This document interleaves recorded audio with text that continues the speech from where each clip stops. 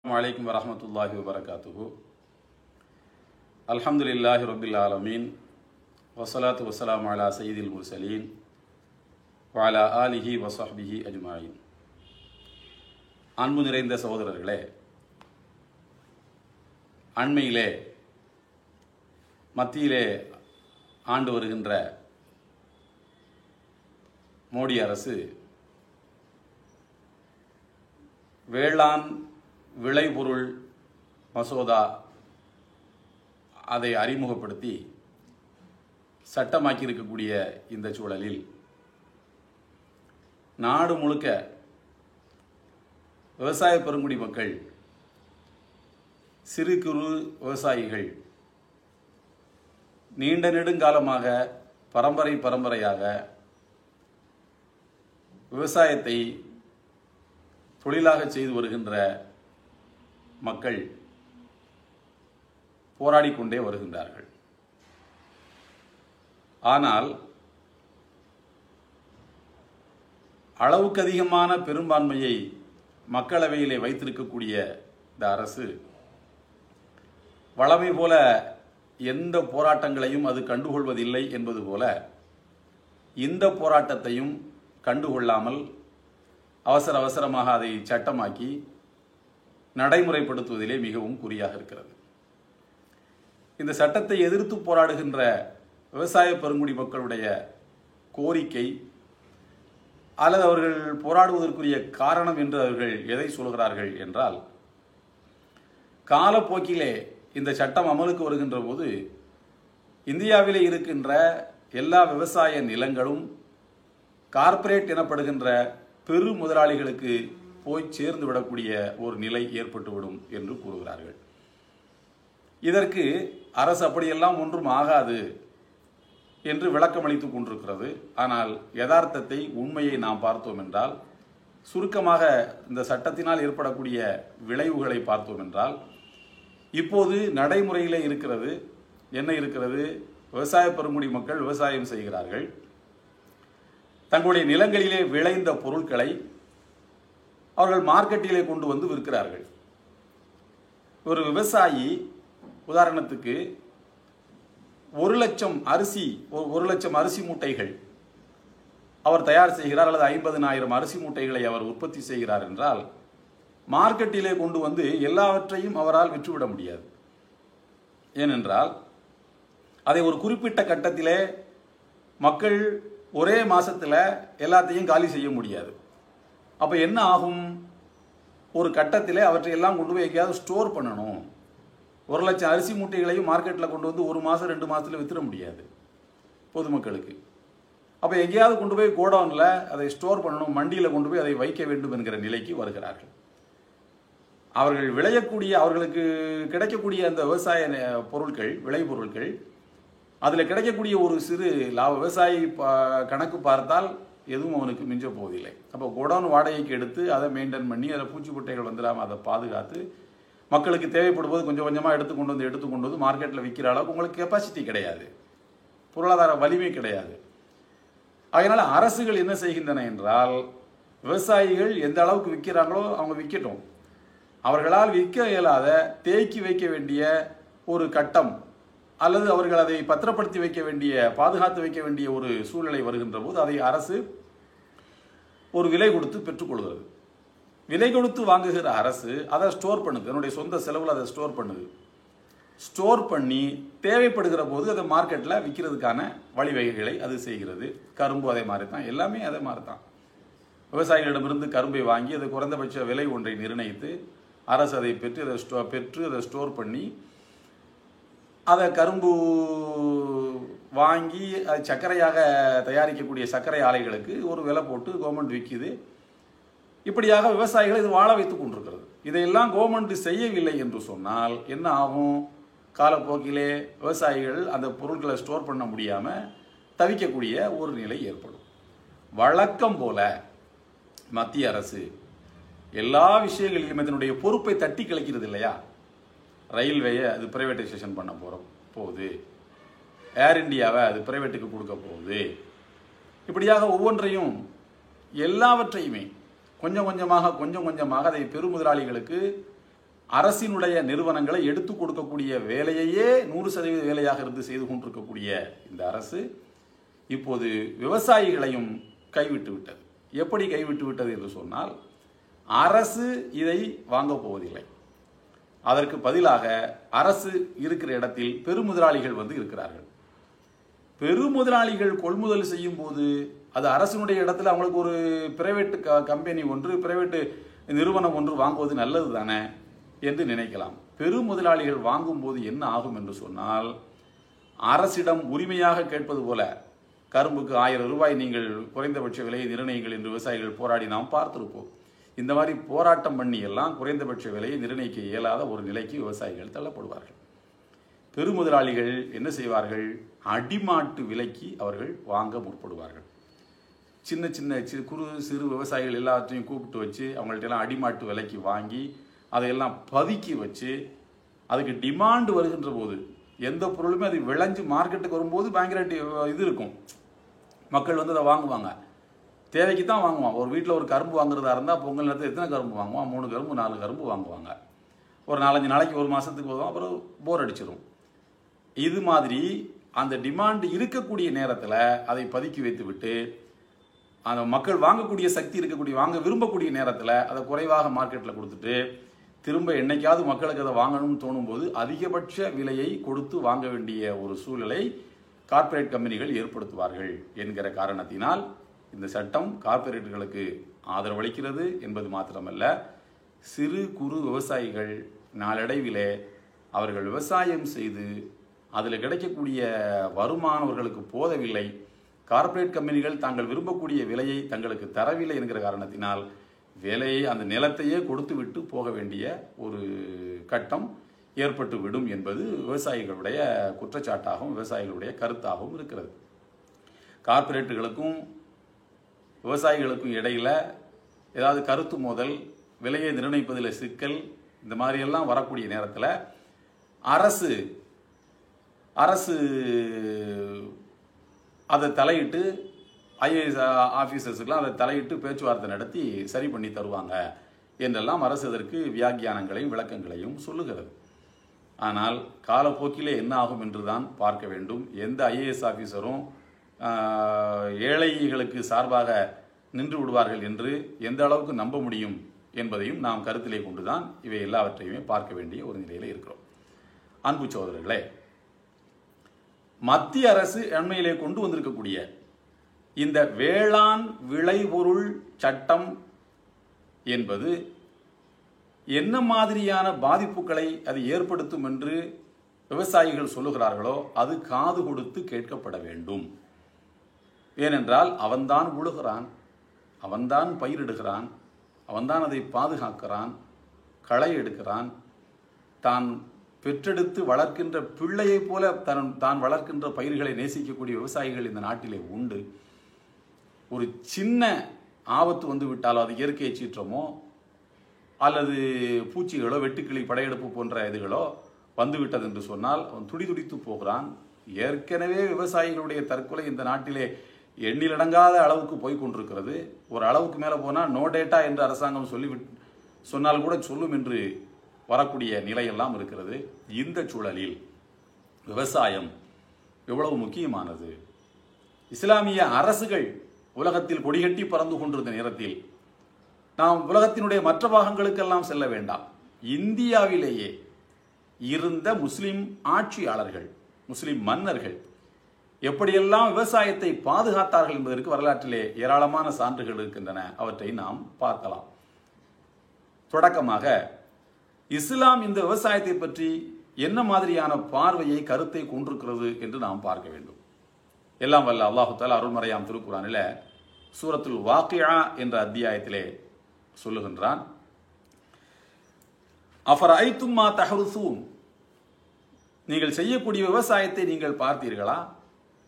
அன்தும் தஸ்ரஉனஹு அம் நஹ்னு ஸாரிஊன், நீங்கள் அதை விவசாயம் செய்கிறீர்களா, நாம செய்கிறோமா? மனிதன் உழ முடியும், பயிர்களை அவன் விதைகளை போட முடியும், பயிர்களை வளர்க்க முடியும், களை எடுக்க தான் செய்ய முடியும். அதை அறுவடை வரைக்கும் கொண்டு வந்து சேர்ப்பது, விவசாயமாக அதை செய்வது நாம் தான் செய்கிறோம். நாம் நினைச்சிருந்தோம்னு சொன்னால் ஒரு பெருமழையை அனுப்பியிருக்கலாம், அல்லது ஒரு சூறாவளி காற்றை அனுப்பி அதை ஒன்றும் இல்லாமல் பண்ணியிருக்க முடியும். நாம் தான் செய்கிறோம் என்று எல்லாம் வல்ல அல்லாஹ் அதற்கு உரிமை கொண்டாடுகிறான். அல்லாஹ் உரிமை கொண்டாடுகின்ற ரொம்ப முக்கியமான ஒரு விஷயம் விவசாயம். அதோடு மாத்திரமல்ல, எந்த அளவுக்கு அதை ஒரு கண்ணியமான தொழில் என்று அல்லாஹ் காட்ட விரும்புகின்றான் என்று சொன்னால், அருள்மறையாம் திருக்குரானிலே தர்மத்தை பற்றி சொல்லுகின்ற போது, மஸலுல்லதீன யுன்ஃபிகூன அம்வாலஹும் ஃபீ ஸபீலில்லாஹ் கமஸலி ஹப்பத்தின் அம்பத்தத் சபஅ ஸனாபில். தர்மம், அல்லாஹ்வுடைய பாதையிலே தர்மம் கொடுக்கக்கூடியவர்களுக்கு உதாரணம் அது ஒரு வித்தை போல, அது 7 கதிர்களை முளைக்க வைக்கிறது என்று அதை விவசாயத்துக்குத்தான் இல்லாமல் இறைவன் ஒப்பிட்டு சொல்கின்றான். எனவே திருக்குரான் விவசாயத்தை மதிக்கிறது என்பது மாத்திரமல்ல, அல்லாஹ் அதை தான் எல்லாவற்றையும் அல்லாஹ் தான் செய்கிறான் என்றாலும் அதை தான் செய்வதாக சொல்லி அதிலே அல்லாஹ் தனக்கு ஒரு பெருமையை சேர்த்து கொள்ள விரும்புகிறான் அருள்மறையாம் திருக்குரானில். நபிகள் நாயகம் ஸல்லல்லாஹு அலைஹி வஸல்லம் அவர்கள் சொல்லுகின்றார்கள், மாமின் முஸ்லிமின் யக்ரிசு கரசன். ஏதேனும் ஒரு யாராவது ஒரு முஸ்லிம் ஒரு செடியை நட்டு வைப்பாரானால், அல்லது ஒரு தொழில் விவசாய தொழிலை அவர் செய்வாரானால், ஃபயகுலு மின்ஹு தைருன் அவ் இன்சானுன் அவ் பஹீமத்துன். அவர் நட்டு வைத்திருக்கக்கூடிய அந்த செடி அல்லது மரத்திலே இருந்து ஒரு மிருகம் அதிலிருந்து எடுத்து சாப்பிடுகிறது, அல்லது மனிதன் எடுத்து சாப்பிடுகிறான், அல்லது பறவைகள் அதனுடைய பழத்தை கொத்தி தின்கின்றன. பறவையோ மனிதனோ மிருகங்களோ இவைகளெல்லாம் இவன் செய்யக்கூடிய விவசாயத்திலிருந்து ஏதேனும் ஒன்றை எடுத்து சாப்பிடுமானால், இல்லா கானலஹு பிஹி சதகத்துன், அவருக்கு அதன் மூலம் ஒரு தர்மம் கொடுத்த நன்மை கிடைக்கிறது. இவருடைய பெர்மிஷன் இல்லாம தான் எடுத்து சாப்பிடுறாங்க, அப்பவும் நன்மை கிடைக்குது. சஹீஹ் முஸ்லிம்ல வரக்கூடிய அறிவிப்பிலே அவ் சுரிக மின்ஹு, அதிலிருந்து யாரேனும் எதையும் திருடி சென்றால் கூட இவனுக்கு சதகாவினுடைய நன்மை கிடைக்கிறது. ஏன்னா உணவு பொருளை யார் திருடுவா? பசி உள்ளவன் திருடுவான் இல்லையா? எனவே இவன் பசியை போக்குகிறான் அல்லவா? எனவே இவன் ஒரு தர்மத்தினுடைய நன்மையை பெறுகின்றான் என்று நபிகள் நாயகம் ஸல்லல்லாஹு அலைஹி வஸல்லம் அவர்கள் கூறுகிறார். மற்றொரு ஹதீஸில் இப்படி வருது, எப்படி என்று சொன்னால், நபிகள் நாயகம் ஸல்லல்லாஹு அலைஹி வஸல்லம் அவர்கள் உம்மு முபஷிருல் அன்சாரியா, மதீனாவை தாயகமாக கொண்ட உம்மு முபஷிர் என்கிற ஒரு பெண்மணியினுடைய பேரித்த தோட்டத்துக்கு செல்கிறார்கள். அங்கே சென்று உள்ளே நுழைந்தவுடன் அது உம்மு முபஷிருடைய தோட்டம் ரசூலுல்லாஹ்வுக்கு தெரியும், தெரிஞ்சுதான் போறாங்க. அந்த உம்மு முபஷிர் அவர்களிடத்திலேயே கேட்கிறார்கள், யார் இந்த பேரித்த மரங்களை நட்டு வைத்தது என்று கேட்கிறார். அழகா நட்டு வச்சிருக்கிறாங்க, அந்த டிஸ்டன்ஸ் கரெக்டா பார்த்து அழகா வச்சிருக்கிறாங்க, மரங்கள் அழகா வளர்வதற்கு வசதி பண்ணி வச்சிருக்கிறாங்க. யார் இந்த பேரித்த மரங்களை நட்டு வைத்தது என்று கேட்டார்கள். அதற்கு அன்னை உம்மு முபஷிர் அவர்கள், அதான் ஓனர், அவங்க தான் ஓனர், அவங்க சொல்றாங்க ஒரு வேலைக்காரரு அவர் தான் நட்டு வச்சாரு என்று அந்த வேலைக்காரரை சொல்றாங்க. நபிகள் நாயகம் ஸல்லல்லாஹு அலைஹி வஸல்லம் அவர்கள் சொன்னார்கள், லா யக்ரிசு முஸ்லிமுன் கர்ஸன் அவ் யஸ்ரஉ ஸர்அன் ஃபயகுல் மின்ஹு இன்சான் வலா தாபத்துன் வலா ஷையுன் இல்லா கானத் லஹு ஸதகத்துன். ஒருவர் இந்த நட்டு வைக்கிறார் இல்லையா, ஓனர் இல்ல, ஓனருக்கு நன்மை தனியா கிடைக்குது, நட்டு வைத்தவருக்கும் ஒரு நன்மை கிடைக்கிறது. அவர் கூலிக்கு தாங்க வேலை பார்த்திருக்கிறாரு, ஆனாலும் அவருக்கு நன்மை கிடைக்கிறது என்று நபிகள் நாயகம் ஸல்லல்லாஹு அலைஹி வஸல்லம் சொல்றார். அப்படியானால் விவசாயத்திலிருந்து ஏதாவது மிருகங்கள் எடுத்து சாப்பிட்டு போனாலோ, மனிதர்கள் சாப்பிட்டாலோ, நிழலுக்காக ஒதுங்கினாலோ, இன்னும் சொல்ல போனால் வலா யஸ்ரஉஹு அஹதுன், அவற்றிலிருந்து யாரேனும் எதையேனும் குறைத்தாலோ, மருந்துக்காக இந்த துளசி செடி இருக்கும், டக்குனு துளசி செடி கொஞ்சம் எடுத்துட்டு போவாங்க, மருந்துக்காக எடுத்துட்டு போவோம், கொஞ்சம் குறையுது, ஒரு இலை குறையுது. முருங்கை பட்டை, முருங்கை இலையை சாப்பிடுவாங்க, கீரை, ஆனால் முருங்கை பட்டை இருக்கு பாருங்க, அதை உரசி மருந்துக்கு பயன்படுத்துவாங்க, அந்த முருங்கை பட்டையை கொஞ்சம் வெட்டி எடுத்துட்டு போறாங்க. இந்த மாதிரி ஏதாவது அந்த மரத்திலிருந்து கொஞ்சத்தை யாரேனும் குறைத்தாலோ, மரத்திலிருந்து கொஞ்சத்தை எடுத்து பிச்சு எடுத்துட்டு போனாலும் அவருக்கு நன்மை கிடைக்கிறது என்று பெருமானார் ஸல்லல்லாஹு அலைஹி வஸல்லம் அவர்கள் கூறுகிறார்கள். ஹஜ்ரத் இப்னு ஹஜர் ரஹ்மத்துல்லாஹி அவர்கள் இந்த ஹதீஸுக்கு விளக்கம் அளித்த போது சொன்னார்கள், வேலைக்காரனுக்கும் நன்மை கிடைக்கும் என்கிற அளவுக்கு விவசாயத்தை நபிகள் நாயகம் ஸல்லல்லாஹு அலைஹி வஸல்லம் அவர்கள் ஏற்றி போற்றி இருக்கிறார்கள் என்று இமாம் ஜர்ஹசி அவர்கள் தன்னுடைய மபசூத் என்கிற நூலிலே சொல்கின்றார்கள். விவசாய தொழில் செய்வது ஒரு மூமினுக்கு மந்தூப் எனப்படுகிற ஒரு சுன்னத்தான காரியம், சுன்னத்துடைய நன்மை கிடைக்கிறது, நல்ல காரியம். ஏனென்றால் இவர் மரணத்துக்கு பின்னர் வரக்கூடிய வாழ்விலும் இதன் மூலமாக அவர் நன்மையை பெறுகிறார் என்கிற காரணத்தினால் அவருக்கு இது நன்மை கிடைக்கிறது என்று, அது ஒரு சுன்னத்தான காரியம் என்று இமாம் ஜர்ஹசி அவர்கள் தன்னுடைய மவ்சூத்தில் சொல்கிறார்கள். அதுபோல நபிகள் நாயகம் ஸல்லல்லாஹு அலைஹி வஸல்லம் சொன்னார்கள், முஸ்னத் அஹ்மதில் இருக்கிறது, இன் காமத்தி ஸாஅத்து வஃபி யதி அஹதிக்கும் ஃபஸீலத்துன், உங்களுடைய யாரேனும் ஒருவருடைய கையில் ஒரு சிறு செடி இருக்கும் நிலையில், கையில செடியை வச்சுட்டு இருக்காருங்க, அந்த நேரத்தில் கியாமத்து நாள் வருது, உலகம் முடிவு நாள் வந்துருச்சு, அறிவிப்பு வருது, மழை மழை எல்லாம் அழிஞ்சிக்கிட்டு இருக்குது என்றால், பெருமானா ஸல்லல்லாஹு அலைஹி வஸல்லம் அவர்கள் சொல்கின்றார்கள், ஃபைனிஸ்தத்தாஅ அல்லா யகூம ஹத்தா யக்ரிஸஹா ஃபல்யஃபஅல், அதை அவர் நட்டு வைத்து விட்டு எழ முடியும் என்று இருக்குமானால், அதுக்கு சின்ன கேப் இருக்குது, அதை செடியை நட்டு வைக்க முடியும் என்று இருக்குமானால் அதை அவர் செய்யட்டும். உலகம் அழிய போதுங்க, அப்ப எதுக்கு செடி நடணும்? யாருக்கு என்ன பலன்? அதனால் நட்டு வைத்தவனுக்கு எது பலன் இருக்கிறதா? அல்லது பயன்படுத்தக்கூடியவர்களுக்கு எது பலன் இருக்கா? கிடையாது. இருப்பினும் நபிகள் நாயகம் ஸல்லல்லாஹு அலைஹி வஸல்லம் அவர்கள் இப்படி சொல்வதற்கு காரணம், அந்த தொழில் அவ்வளவு உயர்ந்தது, ரொம்ப சிறப்பானது என்பதை உணர்த்துவதற்காகத்தான். அதுபோல இன்னும் பார்த்தோம் என்றால், பெருமானா ஸல்லல்லாஹு அலைஹி வஸல்லம் சொல்கிறார்கள், இஸபாத்துன் யஜ்ரி அலல் ஆபுதி அஜ்ருஹுன்ன பாத மௌதி, 7 காரியங்கள் ஒரு அடியான் அதை செய்யக்கூடியவன் மரணித்த பின்னரும் உனக்கு நன்மை போய் சேர்ந்து கொண்டே இருக்கும். 7 விஷயம். அதிலே ஒன்று, கல்வியை கற்றுக் கொடுப்பது, நதிகள் ஓடுவதற்கு ஏற்பாடு செய்வது, ஆறு வெட்டுவது, குளம் வெட்டுறது, அந்த மாதிரி கிணறு தோன்றது, செடி நடுவது, பள்ளிவாசல் கட்டுவது, குரானை அவர் வாங்கி கொடுப்பது, தான் பெறுகின்ற பிள்ளை தகப்பனுடைய பாவங்கள் மன்னிக்கப்படுவதற்காக அல்லாஹ்விடத்தில் மன்றாடுகிற பிள்ளை. இந்த 7 காரியங்களையும் பெறுபவர் மரணத்துக்கு பின்னரும், பிள்ளைகளை ஒழுக்கம் வளர்த்தா தான் நம்ம பாவ மன்னிப்பு தேடுவான் தந்தைக்காக, இல்லை என்றால் சொத்து தரன்னு சொல்லி கபூரில் கல்லை விட்டு அடிப்பான் இல்லையா? இந்த மாதிரி 7 வகையான நன்மைகள் மரணத்துக்கு பின்னரும் ஒரு மனிதனுக்கு கிடைத்துக் கொண்டே இருக்கும் என்று நபிகள் நாயகம் ஸல்லல்லாஹு அலைஹி வஸல்லம் அவர்கள் சொல்லி காட்டுகிறார்கள். அன்பு சகோதரர்களே, இப்படி விவசாயத்தை இஸ்லாம் ஏற்றி போற்றி கொண்டிருக்கக்கூடிய ஒரு மார்க்கமாக இருக்கிறது. அதனால்தான் இஸ்லாமிய ஆட்சி கொடிகட்டி பறந்த பகுதிகளிலே இஸ்லாமிய ஆட்சியாளர்கள் விவசாயத்துக்கு பெரும் முக்கியத்துவத்தை கொடுத்தார்கள். விவசாயிகளுக்கு சலுகைகளை வாரி வழங்கினார்கள். தரிசாக கிடக்கின்ற ஒரு நிலத்தை, யாருக்கும் உரிமை இல்லாத ஒரு நிலத்தை ஒருவர் உழுது பயிரிட்டு அதிலே விளைபொருட்களை உற்பத்தி செய்து அதிலே இருந்தவர் லாபம் பெறுகின்றார், அதை அவர் பயன்படுத்துகிறார் என்று சொன்னால், அந்த நிலத்தை அவரே வைத்துக் கொண்டதை பயன்படுத்தட்டும்.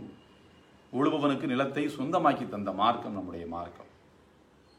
அது மாத்திரமல்ல, ஒருவன் ஒரு விளைபொருள் நிலத்தை வைத்திருக்கிறான், அந்த நிலத்தை அவன் பயன்படுத்தவில்லை, அது விவசாய நிலம், அதிலே விவசாயத்துக்கு அந்த நிலத்தை பயன்படுத்தவில்லை என்று சொன்னால், இஸ்லாமிய அரசு, கலீஃபாக்களுடைய ஆட்சி காலத்தில் இஸ்லாமிய அரசு அந்த நிலத்தை எடுத்துக்கொள்ளும்.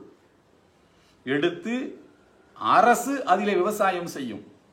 அதில் கிடைக்கிற லாபத்தில் ஒரு பகுதியை அந்த நிலத்தின் உரிமையாளருக்கு தரும். நிலத்தை அப்படி மையத்தா போட்டு வச்சிருக்கிற, அதை பயன்படுத்தாம சாகடித்துக் கொண்டிருக்கிறாய், எனவே அதை நீ பயிரிட வேண்டும். நீ பயிரிடவில்லை, உனக்கு அதற்கு வகை இல்லை, உனக்கு இயலாமை அதற்கு காரணம், அல்லது வாரிசுகள் சரியில்லை, அல்லது உனக்கு நஷ்டம் வருகிறது என்பதால் அதை நீ போட்டு வைத்திருக்கிறாய் என்று சொன்னால் அரசு அதை எடுத்துக்கொள்ளும், அரசு பயிரிடும். லாபத்தில் நீ ஸ்லீப்பிங் பார்ட்னர், லாபத்தில் ஒரு பகுதி உனக்கு தரும் என்பது இஸ்லாமிய ஆட்சியாளர்கள் பன்னெடுங்காலமாக கடைபிடித்து வந்த ஒரு சிஸ்டம். அதே போல பார்த்தீங்கன்னா, திப்பு சுல்தானை பற்றி எல்லாரும் சொல்லுவாங்க, ஒரு பெரிய வீரர், மாவீரர். அது மாத்திரமல்ல சகோதரர்களே, அவருடைய ஆட்சி காலத்தில் யாரேனும் தவறிழைத்து விட்டால், மது குடிச்சிட்டாங்க, அப்படி குடிச்சிட்டாங்க, அப்படி தான் ஏதாவது தகவல்கள் கேள்விப்பட்டால் அவர்களுக்கு உரிய தண்டனை கசேடிகளை கொடுத்து, அவர் இத்தனை பனை மரங்களை வளர்த்து இவ்வளவு உயரத்துக்கு வளர்த்து கொண்டு வந்து அரசாங்கத்துக்கிட்ட ஒப்படைச்சிடணும். ஒரு நிலத்தில், அவருடைய நிலத்தில் பனைமரங்களை அல்லது அரசாங்கத்துடைய நிலத்தில் பனைமரங்களை நட்டி டெய்லி அதுக்கு தண்ணி பாய்ச்சி அதை இவ்வளவு தூரம் வளர்த்து காட்டணும், கவர்மெண்ட் கிட்ட காட்டணும். இது அவருக்கு தண்டனையாக கொடுக்கப்பட்டிருக்கிறது. குற்றவாளிக்கு தண்டனை கொடுக்கும் போது கூட விவசாயத்தை வளர்க்கின்ற மார்க்கமாக நம்முடைய மார்க்கம் இருக்கிறது. ஆனால் இன்றைக்கு நிலைமை எப்படி இருக்கிறது? விவசாய நிலங்கள் எல்லாம் பட்டா போடப்பட்டு குடியிருப்பு நிலங்களாக மாற்றப்பட்டு கொண்டிருக்கின்றன. அரசு அதை கண்டுகொள்வதில்லை. இப்போதுதான் சட்டங்கள் கொஞ்சம் வந்திருக்கின்றன. அப்படி விவசாய நிலங்களை விவசாயிகளுக்கு அது பட்டா போடக்கூடாது, விவசாயம் தான் அதில் பண்ண வேண்டும் என்று சொன்னாலும் கூட காலப்போக்கிலே கார்ப்பரேட்டுகளுக்கு அது கைமாற்றப்பட்டு கொத்தடிமைகளாக நிலத்தின் உரிமையாளர்கள் இன்னும் 10-15 ஆண்டுகளில் தன்னுடைய நிலத்தில் தானே கொத்தடிமையாக வாழ வேண்டிய ஒரு நிலைக்கு வரப்போகிறான். ஏன்னா கார்ப்பரேட்டுகள் அதை வாங்கிவிட்டால் என்ன செய்வார்கள்? கார்ப்பரேட்டா வந்து விவசாயம் பண்ணுவான், இவனைத்தான் வச்சு விவசாயம் பண்ண சொல்லுவான். இது எங்கே நோக்கி உலகத்தை கொண்டு செல்கிறது என்று சொன்னால், எப்படி கல்வியிலே புதிய கல்விக் கொள்கையை உண்டாக்கி அதில் எப்படி குருகுல கல்வியை திட்டமிட்டு இவர்கள் கொண்டு வர முயற்சிக்கிறார்களோ காலப்போக்கிலே, அதுபோல நிலமானிய முறைக்கு இந்த நாட்டை கொண்டு செல்லக்கூடிய ஒரு ஆபத்தான சட்டமாக இது இருக்கிறது என்பதுதான் சிந்தனையாளர்களின் பார்வை. அன்பு சகோதரர்களே, இந்த சூழல்ல ஒரு முஸ்லிம் மன்னர் அலாவுத்தீன் கில்ஜி என்பவர் பலர் நினைத்துக் கொண்டிருப்பதை போல அவர் முகல் மன்னர் கிடையாது. அவர் இந்தியாவிலே பிறந்தவர். இப்போது இருக்கக்கூடிய டெல்லி பட்டணத்திலே பிறந்தார் என்றும் அல்லது வங்காளத்திலே பிறந்தார் என்றும் 2 விதமான கருத்துக்கள். வங்காளம்னால இப்போதான் அது வேறையா இருக்கலாம், முன்னாடி அது இந்தியா தான். இந்தியாவில் இருந்து பாகிஸ்தான் பிரிஞ்சு, பாகிஸ்தான்ல தான் வங்காளம் பிரியுது. அப்போ அது ஓல்டு இந்தியா தான் அது. அப்போ இந்தியாவிலே பிறந்த மன்னர் அலாவுத்தீன் கில்ஜி 1296 இருந்து 1316 வரைக்கும் இந்தியாவை ஆண்ட ஒரு மன்னர். இவர் ஆண்ட காலத்தில் இவரை சேவியர் ஆஃப் இந்துயிசம் என்று கூட சொல்வார்கள். இந்து மதத்தை பாதுகாத்தவர் என்று சொல்வார்கள். அது ஒரு பெரிய வரலாறு. இந்த அலாவுத்தீன் கில்ஜி இன்றைக்கு வரைக்கும் பழி தூற்றப்படுகிறார், அவமானத்துக்கு உள்ளாக்கப்படுகிறார், ஒரு காமக்குடரனை போல சித்தரிக்கப்படுகிறார், ஒரு பயங்கரவாதியை போல காட்டப்படுகிறார் என்று சொன்னால் அதற்கு என்ன காரணம் என்பதை நாம் பார்க்க வேண்டும். வரலாற்றில் அவர் விவசாயிகளுக்கு, உழக்கூடிய விவசாயிகளுக்கு நிலம் சொந்தம் என்று அறிவித்தார். விவசாயிகளுக்கு நிலம் சொந்தம் இல்லைன்னா அப்போ அது யாருக்கு சொந்தமானதாக இருந்தது அப்படின்னு ஒரு கேள்வி வருகிறது. அந்த காலத்தில் உயர் ஜாதிக்காரர்களுக்கு, கொஞ்சம் வெளிப்படையாக சொன்னால் பிராமணர்களுக்கு ஏராளமான ஏக்கர் கணக்கில், ஹெக்டேர் கணக்கில் நிலங்களை பழைய மன்னர்கள், ராஜாக்கள் வாரி வழங்கி விடுவார்கள். ஏனென்றால் நாங்கள் எல்லாம் கடவுளினுடைய தலையில் இருந்து பிறந்த மனிதர்கள், எனவே நாங்கள் உழைக்கக்கூடாது, ஆசுவாசமாக ராகத்தாக இருந்து சாப்பிட்டுட்டு போயிடணும், மற்றவங்க தான் எங்களுக்காக உழைச்சி தரணுங்கிறது அவங்களுடைய தத்துவம், கான்செப்ட். அலாவுத்தீன் கில்ஜி அவர்கள் என்ன செய்தார் என்ற இதனால அந்த அப்போ இருந்த பிராமணர்களுக்கு பிரம்மதேயான்னு பேரு.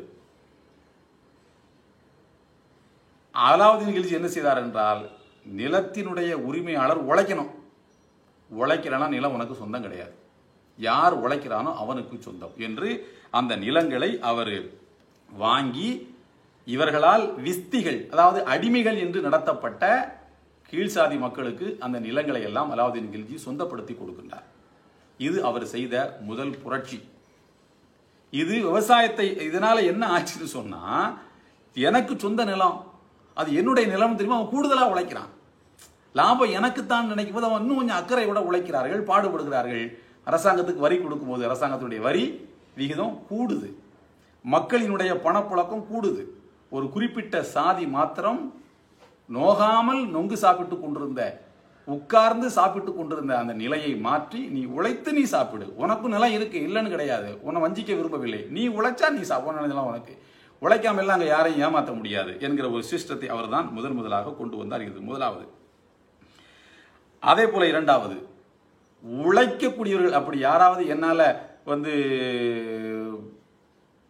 என்னுடைய நிலத்தில் உழைக்க முடியாது, நான் வேலைக்கு தான் என்னால் போக முடியும் என்று இருக்குமானால் அந்த வேலைக்காரர்களுக்கு கூலியை முறைப்படி கொடுக்க வேண்டும். இது சாப்பாடு மட்டும் போட்டு வருஷத்துக்கு 2 ட்ரெஸ் எடுத்து கொடுத்துட்டு ஐயா சாமி என்று கையெடுத்து கும்பிட்டு விட்டு தருவதை வாங்கி கொண்டு போகக்கூடியவர்களாக கூலிக்காரர்கள் இருக்கக்கூடாது. முறைப்படி அவர்களுக்கு சம்பளம் கொடுக்க, பணப்புழக்கம் தானே வரும் என்பதற்காக அந்த சிஸ்டத்தை அவர் கொண்டு வந்தார். அதுபோல 3 வகையாக விதிக்கப்பட்ட வரிகளை எல்லாம் ஒருமுகப்படுத்தி வரி சீர்திருத்தம், அதை வரி விலக்கம் என்றே சொல்கிறார்கள், வரி சீர்திருத்தத்தை கொண்டு வந்தார். இதனால் எளிமையாக அந்த வரி விதிப்பு முறைகளை அவர் எளிமையாக ஆக்கினார். இவைகளை எல்லாம் எதற்காக இப்படி கொண்டு வந்தார் என்று சொல்லி கேட்டால், அலாவுத்தீன் கில்ஜியினுடைய ஆட்சி காலத்தில் மாத்திரம் மங்கோலியர்கள் இந்தியாவை தாக்குவதற்கு 6 முறை படையெடுத்து வந்திருக்கிறார்கள். அப்படி மங்கோலியர்கள் என்றாலே ஒரு கையில் மரணத்தோடு தான் அவர்கள் வருவார்கள், சந்திக்கக்கூடியவர்களை எல்லாம் வெட்டி சாய்த்து விட்டுத்தான் போவார்கள் என்பதனுடைய வரலாறு. இன்ஷால்லா அதை தனியாக இன்னொரு நாளைக்கு வாய்ப்பு இருந்தால் பார்க்கலாம். வெல்லக்கூடிய எந்த நாட்டை அவர்கள் அழிக்காமல் விட்டதில்லை. அடிமைகளாக யாரையும் பிடிப்பவர்களுக்கு பெண்களை மட்டும்தான் அடிமையாக பிடிப்பாங்க, ஆண்களை பிடிக்கிறது அவங்களுக்கு இஷ்டமே கிடையாது, பொண்ணு போட்டு போயிட்டே இருப்பான். அப்படிப்பட்ட கருண கொடூரமான குணம் கொண்ட மங்கோலியர்கள் 6 முறை படையெடுத்து வந்தும் 6 முறையும் அவர்களை விரட்டி அடித்திருக்கின்றார் அலாவுதீன் கில்ஜி. அப்போ அரசுக்கு செலவு இருக்குல்ல, இராணுவத்துக்கு செலவு இருக்குல்ல, இராணுவத்தில் அக்கறையோடு வந்து மங்கோலியரை எதிர்கொள்ளக்கூடிய இராணுவத்துக்கு மக்கள் வந்து சேர வேண்டும் என்று சொன்னால் அவங்களுக்கு ஒரு கனமான சம்பளம் கொடுக்கணும்ல. இதுக்கெல்லாம் அரசாங்கத்துக்கு பணம் தேவை என்பதால் ஒரு குழு ஒரு சாதி மாத்திரமே என்ஜாய் பண்ணி கொண்டது நிலங்களை எல்லாம் மக்களுக்கு பகிர்ந்தளித்து எல்லாரையும் உழைக்க வைத்து எல்லாருக்கும் வருமானத்தை பெருக்கி அந்த வருமானத்தை அரசுக்கு கொஞ்சம் தாங்க, டாக்ஸா தாங்கன்னு சொல்லி கேட்டு அவர் நாட்டை பாதுகாத்தார், வளர்த்தார். அதனால் தான் அவரை சேவியர் ஆஃப் இந்துவிசம் என்று சொல்கிறார்கள். ஏனென்றால் அந்த அலாவுதீன் கில்ஜியினுடைய காலகட்டத்தில் உலகத்தில் எங்கேயுமே இந்துக்கள் கிடையாது, இந்தியாவில் மாத்திரம்தான் அவர்கள் இருந்தார்கள்.